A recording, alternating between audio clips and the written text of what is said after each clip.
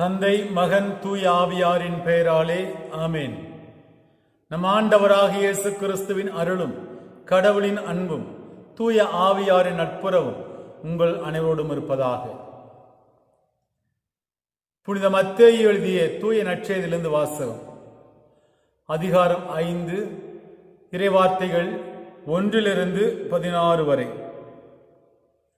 இயேசு மக்கள் கூட்டத்தை கண்டு மலை மீது ஏறி அமர அவருடைய சீடர் அவர் அருகே வந்தனர். அவர் திருவாய் மலர்ந்து கற்பித்தவை: ஏழையரின் உள்ளத்தோர் பேறு பெற்றோர், ஏனெனில் விண்ணரசு அவர்களுக்கு உரியது. துயருறுவோர் பேறு பெற்றோர், ஏனெனில் அவர்கள் ஆறுதல் பெறுவர். கனிவுடையோர் பேறு பெற்றோர், ஏனெனில் அவர்கள் நாட்டை உரிமை சொத்தாக்கிக் கொள்வர். நீதி நிலைநாட்டும் வேட்கை கொண்டோர் பேறு பெற்றோர், ஏனெனில் அவர்கள் நிறைவு பெறுவர். இரக்கமுடையோர் பேறு பெற்றோர், ஏனெனில் அவர்கள் இரக்கம் பெறுவர். தூய்மையான உள்ளத்தோர் பேறு பெற்றோர், ஏனெனில் அவர்கள் கடவுளை காண்பர். அமைதி ஏற்படுத்துவோர் பேறு பெற்றோர், ஏனெனில் அவர்கள் கடவுளின் மக்கள் என அழைக்கப்படுவர். நீதியின் பொருட்டு துன்புறுத்தப்படுவோர் பேறு பெற்றோர், ஏனெனில் விண்ணரசு அவர்களுக்கு உரியது. என் பொருட்டு மக்கள் உங்களை இகழ்ந்து துன்புறுத்தி உங்களை பற்றி இல்லாதவை பொல்லாதவை எல்லாம் சொல்லும்போது நீங்கள் பேறு பெற்றவர்களே. மகிழ்ந்து பேருவகை கொள்ளுங்கள், ஏனெனில் விண்ணுலகில் உங்களுக்கு கிடைக்கும் கைமாறு மிகுதியாகும். இவ்வாறு உங்களுக்கு முன்பிருந்த இறைவாக்கினர்களையும் அவர்கள் துன்புறுத்தினார்கள். நீங்கள் மண்ணுலகிற்கு உப்பாயிருக்கிறீர்கள். உப்பு உவர்பற்று போனால் எதை கொண்டு அதை உவர்ப்புள்ளதாக்க முடியும்? அது வெளியில் கொட்டப்பட்டு மனிதரால் மிதிப்படும், வேறு ஒன்றுக்கும் உதவாது. நீங்கள் உலகிற்கு ஒளியாயிருக்கிறீர்கள். மலைமேல் இருக்கும் நகர் மறைவாயிருக்க முடியாது. எவரும் விளக்கை ஏற்றி மரக்காலுக்குள் வைப்பதில்லை, மாறாக விளக்கு தண்டின் மீதே வைப்பர். அப்பொழுதுதான் அது வீட்டிலுள்ள அனைவருக்கும் ஒளி தரும். இவ்வாறு உங்கள் ஒளி மனிதர் முன் ஒளிர்க. அப்பொழுது அவர்கள் உங்கள் நற்செயல்களை கண்டு உங்கள் விண்ணக தந்தையை போற்றி புகழ்வார்கள். ஆண்டவரின் அருள்வாக்கு. கிறிஸ்துவே உமக்கு புகழ். கிறிஸ்தேசில் அன்புக்குரியவர்களே, இன்று தாய் திருச்சபையானது கொல்கத்தா நகர் அன்னை தெரசாவின் விழாவையும் ஆசிரியர் தின விழாவையும் ஒன்றாக சிறப்பிக்க நம்மை அழைத்திருக்கிறது. அன்னை தெரசாவை பற்றி, அவருடைய வாழ்க்கை நிகழ்ச்சிகளை பற்றி நாம் தெரிந்து கொள்வோம்.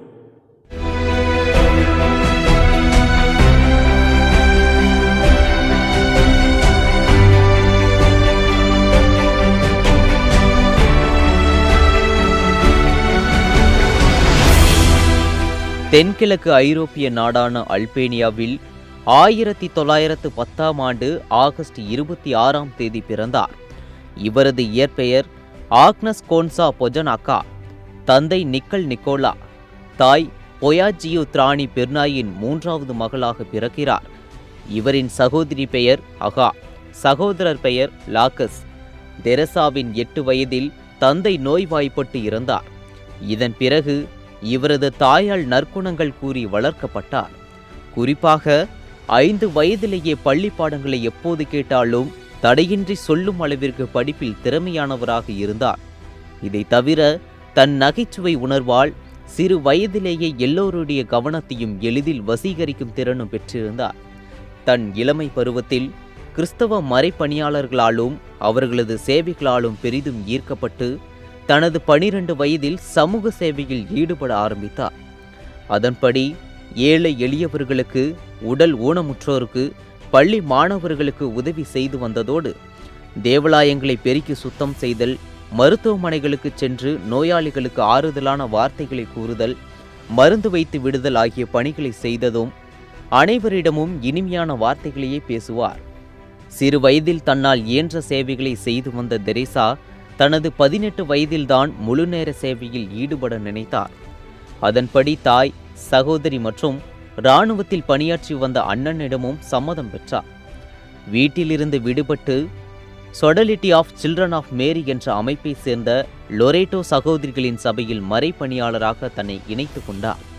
ஒருமுறை இந்தியாவின் மேற்கு வங்கம் பயணம் முடித்து திரும்பிய அச்சகோதரிகளின் வாயிலாக இந்தியாவில் இருக்கும் ஏழ்மை நிலையினரை பற்றி தெரிந்து கொண்டார். பின்னர் மக்களுக்கு உதவிகளை செய்வதற்காக துறவறம் செல்ல முடிவெடுத்தார். அதன்படி 1928ஆம் ஆண்டு அக்டோபர் 12ஆம் தேதி ராத்ஃபர்ன்ஹாம் எனப்படும் அயர்லாந்தின் சிஸ்டர்ஸ் ஆஃப் லொரேட்டோ என்ற கன்னியாஸ்திரிகள் இல்லத்தில் சேர்ந்தார்.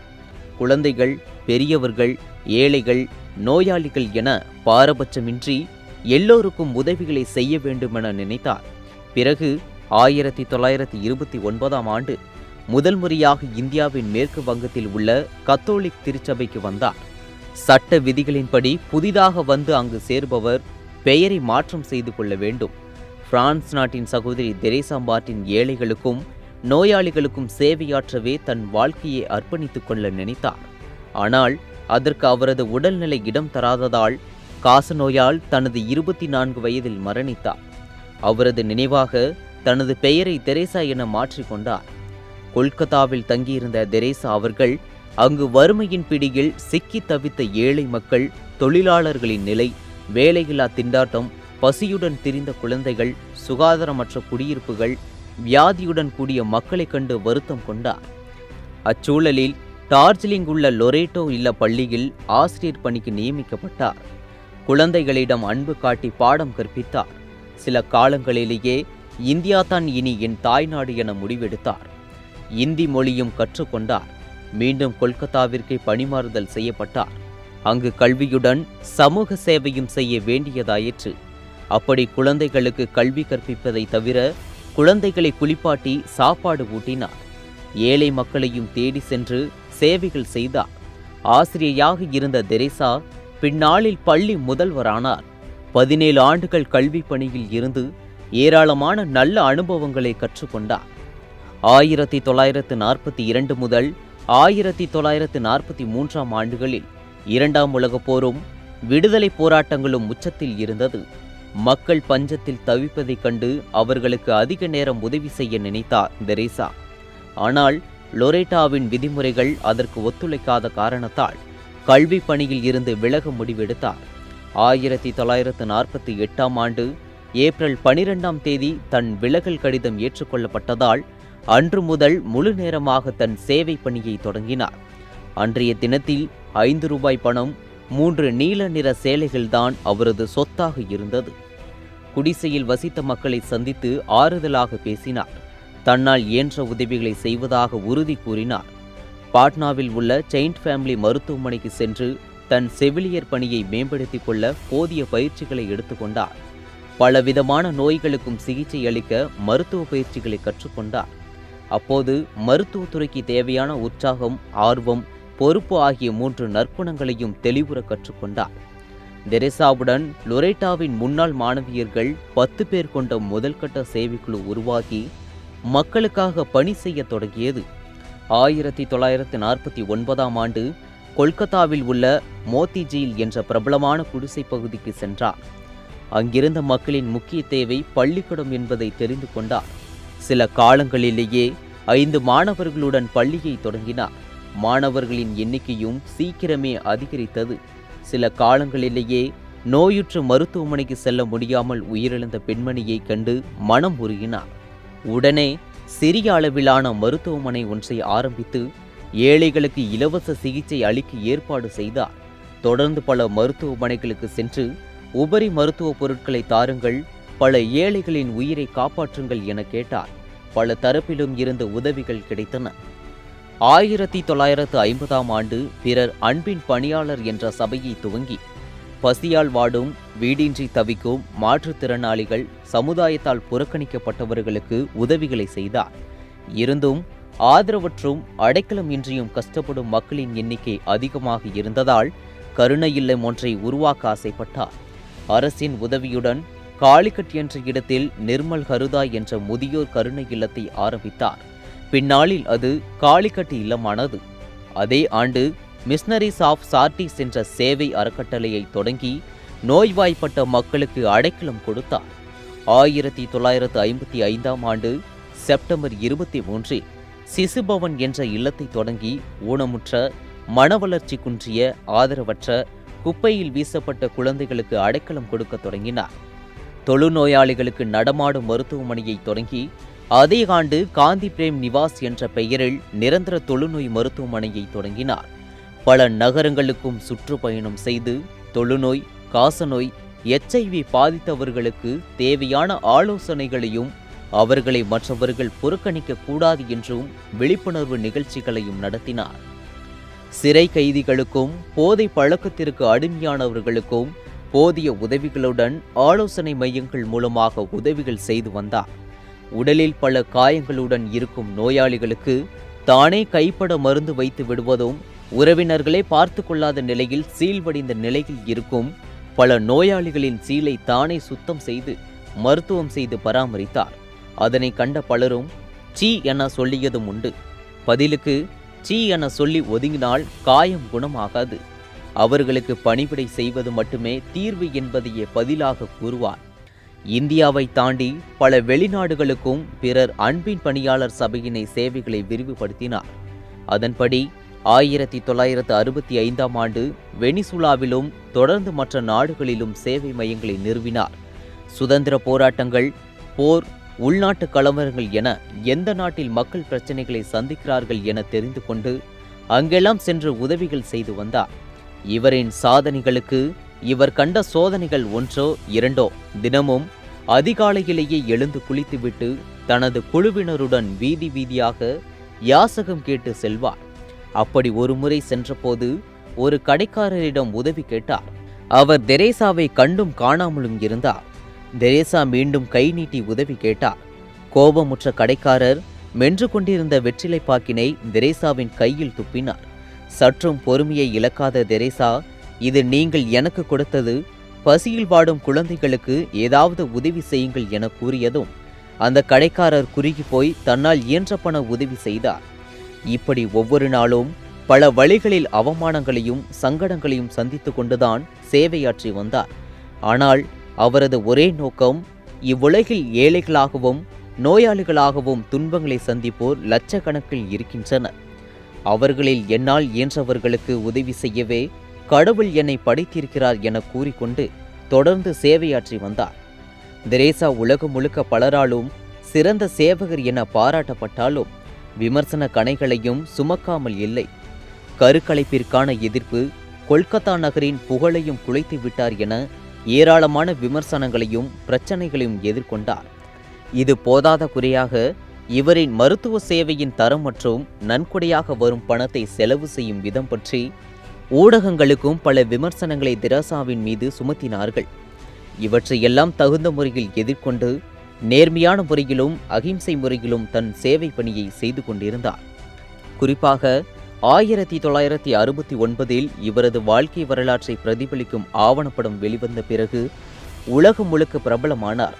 பின்னர் 1983ஆம் ஆண்டு திருத்தந்தை 2ஆம் அருள் சின்னப்பரை ரோம் நகரில் சந்தித்த போது அவருக்கு மாரடைப்பு ஏற்பட்டது. பின்னர் 1989ஆம் ஆண்டு 2வது முறையாக இவருக்கு மாரடைப்பு ஏற்பட்டது. தொடர்ந்து பலமுறை இருதய கோளாறுகளால் அவதிப்பட்டு வந்தார். அதனால் 1991ஆம் ஆண்டு பிறர் அன்பின் பணியாளர் சபையின் தலைமை பொறுப்பில் இருந்து விலக முன்வந்தார். ஆனாலும் அந்த அமைப்பின் மற்ற அருட்சகோதரிகள் இவரை தலைமை பொறுப்பில் இருக்க வற்புறுத்தினர். ஆனால் கால்முறிவு, மலேரியா, இருதய கோளாறு என இவரது உடல்நிலை மோசமாகவே 1997ஆம் ஆண்டு அனைத்து பொறுப்புகளிலும் இருந்து விலகினார்.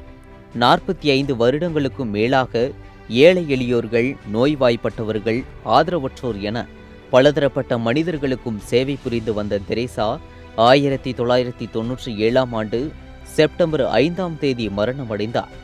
தெரேசாவை இந்தியர்கள் மட்டுமின்றி பல வெளிநாட்டவர்களும் அன்னை தெரேசாவாக அழைத்தனர். அவரது சேவையை போற்றினர்.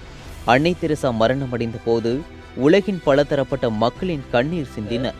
அவர் மரணமடைந்த போது அவரது பிறர் அன்பின் பணியாளர் சபை 123 நாடுகளில் 610 சேவை மையங்களை இயங்கி வந்ததுடன் 4000க்கும் அதிகமான அருட்சகோதரிகளையும் 10,000க்கும் மேற்பட்ட ஆதரவற்றோர்களுக்கு அடைக்கலம் கொடுத்து கொண்டும் இருந்தது.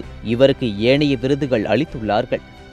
1962ஆம் ஆண்டில் பத்மஸ்ரீ விருதும், 1972ஆம் ஆண்டு பன்னாட்டு புரிந்துணர்வுக்கான ஜவஹர்லால் நேரு விருதும், 1979ஆம் ஆண்டு அமைதிக்கான நோபல் பரிசும், 1980ஆம் ஆண்டு இந்தியாவின் உயரிய விருதான பாரத ரத்னா விருதும், 1996ஆம் ஆண்டு அமெரிக்காவின் கௌரவ பிரஜையும் தவிர பல்வேறு நாடுகளின் உயரிய விருதுகள், இந்தியா உள்ளிட்ட பல நாட்டு பல்கலைக்கழகங்களின் கௌரவ டாக்டர் பட்டங்கள், 2002ஆம் ஆண்டு கொல்கத்தாவை சேர்ந்த மோனிகா பிர்ஸ் என்ற பெண் புற்றுநோய் கட்டியால் துன்பப்பட்டு வந்துள்ளார். அன்னை தெரசாவின் உருவம் பதித்த பதக்கத்தை அணிந்து அவரை வணங்கியதால் அவரது உடல் பூரணமாக குணமடைந்துள்ளது. இந்த நிகழ்விற்காக 2003ஆம் ஆண்டு அன்னை தெரசாவிற்கு அருளாளர் பட்டம் வழங்கப்பட்டது. பிரேசில் நாட்டில் மூளை பாதிக்கப்பட்டு கோமா நிலைக்கு தள்ளப்பட்ட நோயாளியின் குடும்பத்தினர் அன்னை தெரசாவை மனம் உருக பிரார்த்தனை செய்து வந்ததாகவும், அதனால் அவரது உடல் பூரண குணம் பெற்றதாகவும் கூறினர். இந்த 2 நிகழ்வுகளையும் அங்கீகரித்துதான் புனிதர் பட்டம் வழங்கியுள்ளனர். அன்னை தெரசாவிற்கு அவர் வாழ்ந்த மதம் வழங்கும் உயரிய அங்கீகாரம் புனிதர் பட்டம். மக்களின் மனதில் அன்போடும் கருணையோடும் போற்றப்படுபவர். இவரது புகழ் இம்மண்ணுலகம் இருக்கும் வரை போற்றப்படும். மன்றாடுவோமாக. எங்கள் அன்பு தந்தையே, திருச்சபையிலே அன்புக்கு அடையாளமாக புனித அன்னை தெரசாவை ஒரு மாபெரும் புனிதராக எங்களுக்கு கொடுத்திருக்கிறேன். அன்பை தன் வாழ்வால் முழுமையாக வாழ்ந்து காட்டிய அந்த புனிதரைப் போல இதோ எங்கள் வாழ்விலும் நாங்கள் அன்பின் தூதுவர்களாக வாழக்கூடிய அருள் வரங்களைத்தான். அந்த அன்னை தெரசா சொல்லியிருப்பதைப் போல ஜெபம் செய்து பாருங்கள், நீங்கள் கடவுள் அருகில் செல்வீர்கள். சேவை செய்து பாருங்கள், கடவுள் உங்கள் அருகில் வருவார். நாங்களும் எங்கள் அனுதின வாழ்விலே எங்களால் முடிந்த அளவிற்கு ஏழை எளிய மக்களுக்கு உதவி செய்யக்கூடிய அன்பு நிறைந்த மனதினை எங்களுக்கு தார். அன்பே இறைவன் என்பதை விவிலியத்திலிருந்து நாங்கள் அறிந்திருக்கிறோம். இறைவா, நீரும் நான் உங்களை அன்பு செய்வதைப் போல நீங்களும் ஒருவர் மற்றவரை அன்பு செய்யுங்கள் என்று சொல்லியிருக்கிறேன். இதோ மத்தேயு நற்செய்தி 25ஆம் அதிகாரத்திலே 40வது வாக்கியத்தில் நாங்கள் வாசிப்பதைப் போல, நான் பசியாயிருந்தேன், தாகமாயிருந்தேன், ஆடையின்றி இருந்தேன், சிறையில் இருந்தேன், ஆதரவற்று இருந்தேன், நீ எனக்கு உதவி செய்தாய். சின்னம் சிறிய சகோதரர்கள் செய்ததெல்லாம் எனக்கே செய்தாய் என்று நீ சொன்ன அந்த வார்த்தைகளை நாங்கள் என் மனதிலே பதித்து, இதோ எங்களால் முடிந்த சிறு சிறு உதவிகளை ஏழை எளியோருக்கு செய்யக்கூடிய நல்ல மனதை தாரும்.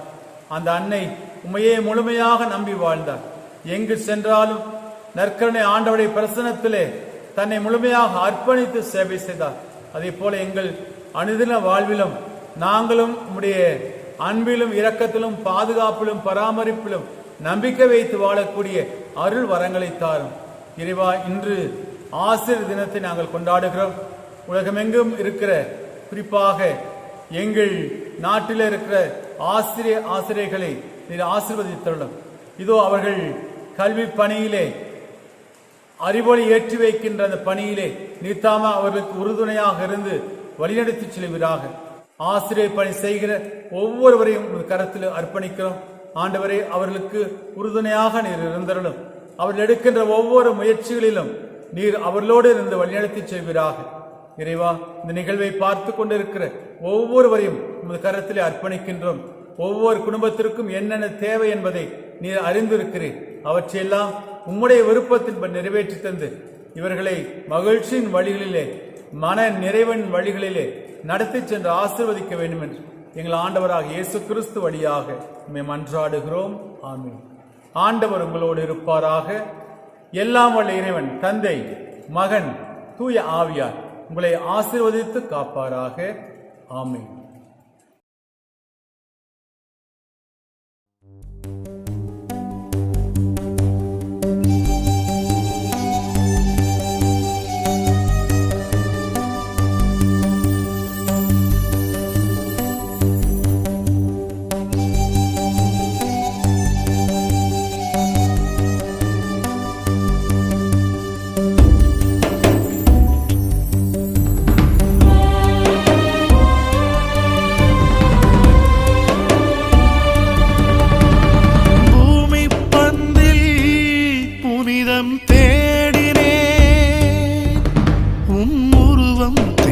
தெரிந்தது.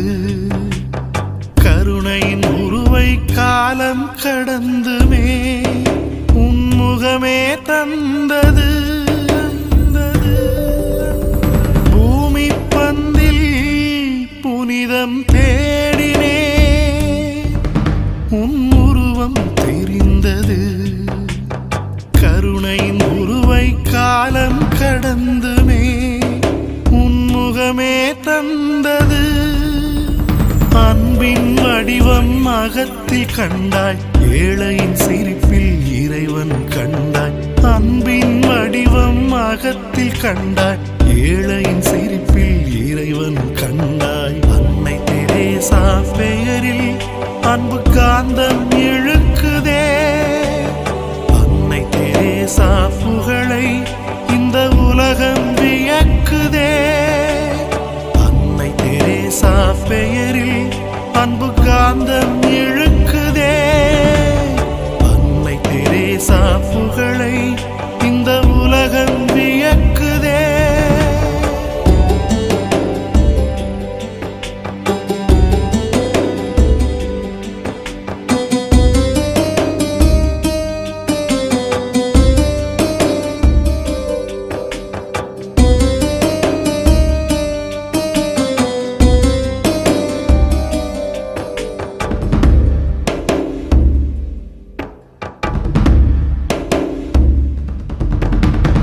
தாயின் மடியில் முதுமை கூட குழந்தையானது.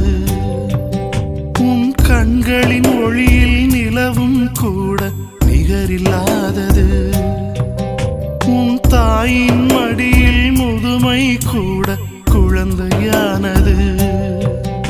உன் கண்களின் ஒளியில் நிலவும் கூட நிகரில்லாதது. சேவை சிறகில் சுமைகள் எல்லாம் சுகங்களானது. உன் பாச பகிர்வில் தொழுநோய் கூட தொடும் நோயானது. உயிரின் அருமை உணர வைத்தாய், ஏழை